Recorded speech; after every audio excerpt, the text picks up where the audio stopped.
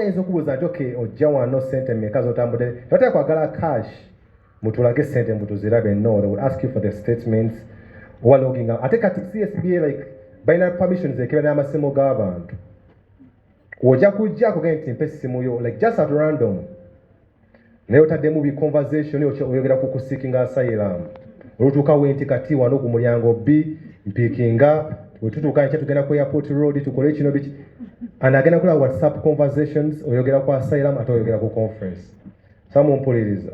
So most of them were trying to stay there on grounds of refugee protection, but government yalaba ebintu bingi nnyo nti most people actually tebalina na wakusula. When a bank statement ya 50 million naye tosana kusasula hotel ya $50 kati kiraga nti olusi bya bulimba. So they try maybe these things but nabo bayiga they get habits of a country and they flag a particular country nti kati bano bayitaga secondary screening because omuntu wagamba nti hotel gye lisooka okubeeyo wotuka ku Pearson nga asooka akulekawo nga agenda wali nga akuba then is this person expected wa biro bimeka conference ya naku 5 osasudde ekiro kimu kati limiza ogenda kusula for the other days. So try to pay for those days because bino ebintu bya ku investing amu you have to believe to will lose some money. Wali otogenda kusula mu hotel gwe gisasule olage nti ogenda kusula for 5 nights ate nga ne ticket yo negine hotel booking ebikwatagana. But the moment you leave the hotel, the 30th departure, you call on ne hotel booking egwako ku 23rd. Ticket ya Emirates egwako mwezi gujja. Kati office ebo this time agenda kuba akolaji. These things have to be linked. Date of arrival enyonyi yesema neri ku hotel booking. Ntoluva ku Toronto airport kabo ekutwala ku hotel. Kati no bango okola ebyekolese biki then Onakula hotel olusembayo is the same date on the tickets. Some will take it because kiraga nti ebintu be arranged. Actually you've aligned your trip very well. Oteka kolachi ne hotel gwako lero ate uchine another week. And that could bring issues. So when you secure that, you have to secure the funds. When we're single kuvobuzibu, most of us are really not financially stabilized. Senator to Zirina, like bank statements, they are very, very important. And these days they authenticate them. I ran in one like some inquiries. The Vampandi killing about Gaman's Weber clients, but signing your consent, embassy. Because embassy without your consent, they will send a letter, then they ask you to sign. The bank statements, gonna send it to Zirina yo. But our agent yakuwa statement baba bikola batya like bagenda mu bank ne bateekako amannya go ne baji printinga kati oba wakafuluma woti bana nga bagizayo mu nanyini account kati statement embassy tekebera statement the first eligibility process in a process normally they check the financial eligibility and stuff wakati abo basembayo ku background checks bagenda soka authenticating identity if they clear identity or failing identity stage, it means to be komao. Because sometimes when a passport in Yabi, she watambuli, walike US sati bakumanyinga chino kati. They have to authenticate identity, the clear identity first, then ngabada background eligibility, finances. But ukaku statement singa teriyo.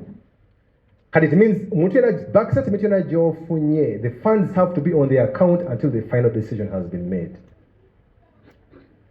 That's why ulaba ulusi ntibayizo kuwa balaganti decision is pending or decision is approved. Zinga ale baganti ne bachichusa because nga bakebere mu bank na chiko bageze nabo the bajaji kebera ko ngotandika wano bakereko ku account nga bali ko befukola kati bageno kebera ko after 31 days kwa tabasinga wado tutwa ku holding a cash ku account for long yoli akuwa statement ya gamba nzenku wali wiki muzi seneza agala kati nga goteka yo visa usiziruwayo ne baya 60 days kati office agenda okebera ku account nga the statement iliko maybe emitwalo ng'ebiri n'ekitundu ate nazo maybe nga like kwekamati nga tezimala tiswala kugula like anything kati bakuma ku financial grounds. So whatever statements you use, keep the funds on the account until a final decision has been made. Ufuna passport nga visa bagikuonyemu, then I think you can have maybe some decisions finances wabula ati nabagambye the visa does not guarantee entry to Canada. Nabagambye office oli ate wali naye alina byayinza okukebera n'abantu baddala olina obusobozi kati kugamba biri tricky naye ate kale oboozi todde ku account yate sigala blank oli ayingira wayinza okubuuza nti okay ojja wano sente mmeka z'otambudde tobatera kwagala cash mutulage sente mbutuzirabe. No, they will ask you for the statements oba logging out. Ate kati CSBA like balina permissions ekeba n'amasimu g'abantu ojja kujja kugenda nti mpa essimu yo like just at random naye otaddemu bi conversation oyogera ku kuseeking asylum olutuuka wenti kati wano ku mulyango B mpiikinga wetutuuka nkya tugenda ku airport road tukole kino biki anagenda kula whatsapp conversations oyogera ku asylum ate oyogera ku conference samumpuliriza. So you have to negate all of those conversations. Why not be planning? Like it has to be clean. It is like you have to be really clear. Kati wamala okugira bank statement has to be at least 3 months. 4 months the better. Like nga statement ya miezi na. Wabakati planning agenda mu May conference yadi a bit more May. Yeah, May 16th. Okay. Kati statement you want to do running up probably wabakati guno mwezi. Actually, one of the time he said that because visa one of the applying probably in February or March. Even February, I think. Wow, because they said this thing at Kasta Papa Seita ko. Totally so much about your visa because the purpose has passed. But conference in Itanica Corona Kurumu, then it will be almost a negative decision. I'm obviously generous. I so Jukua. Neate wonari yano tuka kuput of internet bagena kuka ni round. Conference kuancha take to your garage. Ngato bagamba teka kati wode kali ewedde nenjeka kugendako mu kibuga mu downtown omunambule ko nabe kugundi yone mukono gwange asula eri ku street. So purpose kastegwa totawana kugenda try to look for another purpose or ngai bagadi risk of that revocation visa bagisazem. Then of course it's a case by case basis kati bank statements eno kuberanga bai ekitongole ekyo kikusindika ekikuwe statement yakyo wabula nti olina okuba ne bank statement eyiyo something to show that you're an establishment here kuba the most important thing when class ya visa and your temporary resident is the applicant's intent to show the intent to return to their home country after the purposes of the trip. Kati ekikyolaga ekigenda okuzza wano, that's even the most important. Ojeko purpose n'obusobozi ekyo kyekisinga obukulu kikyoyinza okuwundaga mbu ogenda kudda toyina mulimu like omaze tokola bank statement CEO like wadde omuntu akuwa statement ebeerayo ne savings yo nga nebaneebako million 2 oba 3 naye gulaga nti olina habit ey'okusa omuntu wa saving akiraga nti alina future plan wa saving era. It's just common sense because if I'm saving mu bank kiraga nti neteekateeka try to make sure there's a savings account. See one of it I think maybe you're checking what regular money but it's a savings. Kiraga nti you're establishing yourself in that particular country. Kati statement is like wadde olina ekitongole eba neyiyo eraga nti you're financially that's why abantu refuse it as lack of financial assets. Bateekako lack of finances, poor financial assets because toyina wadde akantu because olaga mbu toyina busobozi then tojja kudda. Ffe kati tuba tukimanyi mbu togenda kudda but at the end of the day oli visa office atakimanyi. Kati bank statement for 3 to 4 months. Ate ensobi gye tusinga okukola ogenda n'ogamba anko mpayo bank statement ngebadde eriko gumu 7 9 7 then 30 million. Then what is that's a big mistake because zikiraga mbu zisende accuracies zolina wazijje. Wobadde akuwadde 30 million ziteekeko mu portions 5 3 1 2 increment baga transaction history ku statement some of the billion or like omuntu waina kati ngono omukyala like this young lady najaita statement ya billion number taina mulimu naye ate ngeri mumanyega of course they can authenticate that's very easy in taina kyebasinga okwagala ku bank statement. One is the balance very reasonable is the transaction history and the cash flow of the statement ezeetambula ina flow nti nebanga balance simu kiraga nti because etambula is projected to actually keep moving. Webadde eraga nti gyebeerako 10 million it means every month tumanyi ajja kuba ne 10 million. So amutegeera nti naye toteekako 40 million naye nga ebaddeko goma emitwalo 2 kati try to split and maybe ebintu sometimes ebya immigration you have to really plan for the long game. Science to papa call a decision Rezo ganti nze njagenda maybe July, and you start preparing the statement now, or even December. Mpola, topapa kufuna like, mpatekeko then in college, then it won't work. So 3 to 4 months. Mu banks is actually, mu banks is really legit. See, toko sanyo my finances, so zimu za bitongo, lema sako, bichi, statement, I don't know, but when I look at a bank, really, you know these banks that are credible banks, statement ingeremo manyago, nga 3 to 4 months. So that's really, ngate, wojifuna make sure bank take a stamp. But you go stamping kuchi. One year ago, you bank statement at the timing of the application. Bank statement will generate mu February. Ngate visa organize take mu March, or mu April. Then ibate chagira because you want to time it right to the time of the application. Visa bank na submitting date. The moment you click send mu portal, bank statement is never because you upload these things. Different nga yabade ya jonge ko state kono ya golo. It means at the time of application, this is the statement. Neati iliko January ngati application ya March. It doesn't make. Katukutugana kera kati ngati zava koda. Okay? Kati echo kati then umafuna bank statement. Print it out, upload, or actually just get a soft bank one is a soft copies that statement same. Do they issue soft copies? Yeah. Okay, so I used to be you'll be scanning and the quality is bad. No be scanning and numbers got zira bika office na ganti ayo ntaina nenga sente zira bika nga zira bika bulungi obikolede mu cafe yo then ngatebira bika bulungi. So secure that statement. Purpose of the trip nabagambe is the invitation. Wofuna invitation later. Enyo of course chichogenda oko. My invitation letters are really general, so they are generic because like kumpisenga mwe namba ita ku conference I'll give you the same thing. Wabula zichoizo okuongerako ekirala oyinza okuwandika application visa request letter yiyo ng'onyonyola lwaki wandyagadde okwata mu conference yeba ekwogerera lwaki ojja ono ajja tumuyise biki naye gwe lwaki oyagala kugenda kati just write a simple 1-page visa request or application letter. I so and so Ugandan citizen, I'm applying for temporary residence visa to attend a particular conference of this particular date. The purpose of attending is this no nyonyola lwaki and what actually you will benefit. Era we namala okuva ku lukungano ne nkomondo that information je najjayo egenda kunyambako bakubino bakitongole kino babikibiwa research gwe nkola wano. Netika mu invitation ebe teri kwogerera because it's a letter that is given almost to everybody. We tochiwulide lwaki. So this is not a requirement, but I think it helps make your case actually stronger. Kati hotel booking najibagambye, try to book within the proximity of the conference. We gamba mali mu North York, chane koze sense okubookinga mu North York omuba mu Toronto awo. Nato bookings almost sawa nya okuva mu kibuga.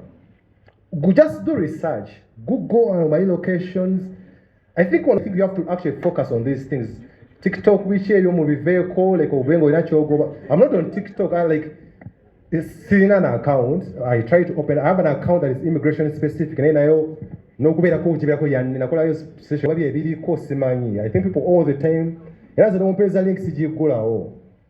Yeah, TikTok. I don't really have time to really see those things, but wano ate kuliko ne ba agent baliyo ko balimba. So get that. Otegere conference sicheriko ngoso kunyonyola officer okuza why are you coming or why should I admit you? The conference why are you coming to the conference? It's the agent who told me to come.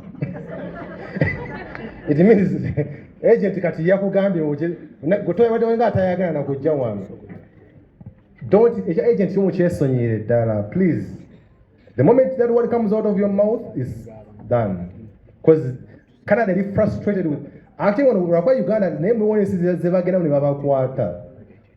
some countries where they have actually intelligence where Canada will plant like intelligence officers to actually apprehend the agents. Now Uganda why I don't know. Now the agent, I think today should be the last one even you mentioned that word. Agent. But because the reason why it's a problem, I can't reason in that.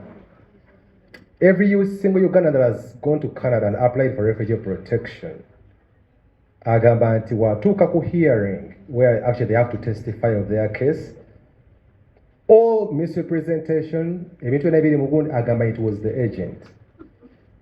But remember, when you're seeking refugee protection, because you're persecution, amateeka galaga nti omuntu aduuka persecution ajja kukola ekisoboka kyonna kyonna n'okulimba kwonna okusobola okudduuka obuzibu bwalimu. It means misrepresentation actually for refugees si musango. Because of Wabali under threats, it means they will do anything to leave the country, whether it's lying, fraud. It means but they keep record. Tetuyinza kubeera nga every Ugandan agent yakola ebintu. So it means something is wrong where they are coming from. And now we have now penalized the applicants. Visa birachi agent. So try to leave that alone.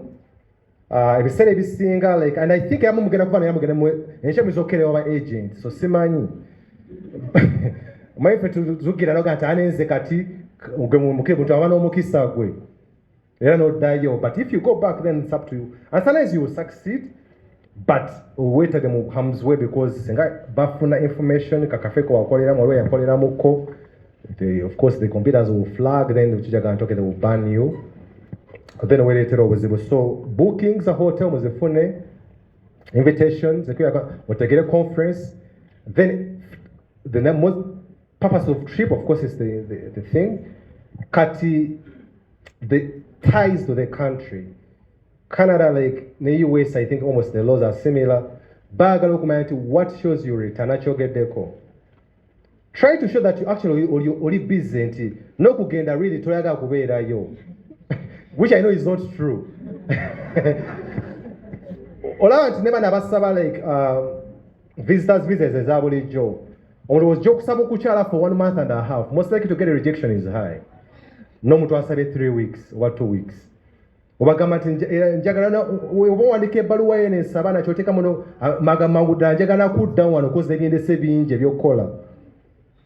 Conference ya naku nya, I want to return immediately upon the end of the conference and will resume with my work. Kati watadeko ne baluwa yo mulimu eraga nti bakuwadde leave. Because obanga mulimu bwolaga mbogenda kulukungana nga tulina ng'olaga nti oli employed. Nate nga tulina granted leave, then nakyo kikyamu. It means you are abandoning work or tokera mu bukyamu. Or is get a letter of employment and shows that nti gundi ne gundi akola naffe for this long in this particular position. The bafuna sentence no buli mwezi weziti. We have granted them a leave of 2 weeks. Kati date year, whenever again these things have to link. Date year leave. Ne timing ya conference okugo bena bino kwanga bikwatagana nti senga okumo Uganda ku Sunday kumando bokera ku mulimu. Era date iri ku end year leave nga ye date jokola ki? Era gati kumando okoma okola. So when you do those things in an organized way, it's about nti butofu totally organized. Try to show that you established, because they are looking at economic ties, family ties. Most refusal letters say lack of sufficient family ties or economic ties to the country. Family ties may cause some issues. Because if you have family in Canada, the likelihood of staying is actually high. Kati wolaga family ties in Canada nga nyingi, chances okubeera temporary okukomesa osigala ziri waggulu. So kashoyo demonstrate kati ties zino wava obuzibu ebiseera ebisinga. But to be honest with you, like if everything is organized, ku myaka gy'olina webintu bakusuubira okubeera ng'okoze. Because these guys still can't bagana buganyi, but some things are common sense and they follow the regulations. Okay, this young lady here, like maybe she's 20 something. Nekati ina certificate jotadeko nga proof of education no laganti ofuna maybe 15 million per month. Kati no teka maybe ne stable bichino bitekako, but at the end of the day chance yokuba nti muntu mu position ne chances ozifuna kiri low. Kwezo sente kati nokugamba nti maybe you don't have to actually show nti oyuso enough family nti oyina omukyala n'abaana naki, because me have worked on many applications the people are seeing what I know and they still succeed. But it's how you prepare your things. If you're going to take a abana n'abakyala atamuga nti wetekako abakyala basatu then kati family ties zeyongedde gye buvunanyizibwa nina bungi naye ate jjukira nti Canada really ebintu by'okwera n'abakyala abasatu is actually not legal in Canada be polygamous. Nti ate bayinza n'okwewuunya buvunanyizibwa siba kwewuunya ate kwewoza kikuyamba but at the end of the day like, you look very responsible because visa officer yaga nti bino ebintu tebikkirizibwa ne mu nsi gye nvaamu ate onatugamba nti kwegamba nti ki. So you don't increase your ties by the number of things. Because nze ninako abantu emanyi where they damaged actually their files lwa bintu ebyo. And even when we try to reapply, some of the things can't be really be cleared. Kati obanga abaana ddala we bali bateekeko. Because ate abaana bw'otabateekako ng'oyagala olusi obaddukeko buddusi oba biki then eventually something is going to come up. Maybe mama waabwe maybe afune visa ate ajja abaleete.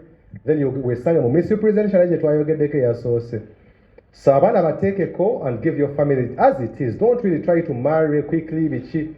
Because here in Uganda I think under the Canadian laws, the bakkiriza nti omuntu obeera married to one person, or you could be what is called classified as a common law relationship. Because over there, omuntu wajja n'abeera nawe for 12 months in the same apartment consecutively, aba afuuse wuwo. Era omuntu actually they have the same privilege as your spouse.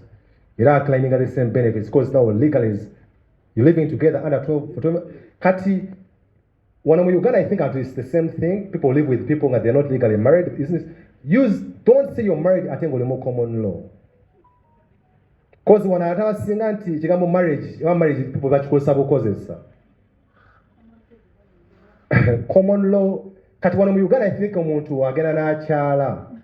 Sirili omuntu ochala omuntu nagenda naganti bakoze okwanjula. That's traditional marriage.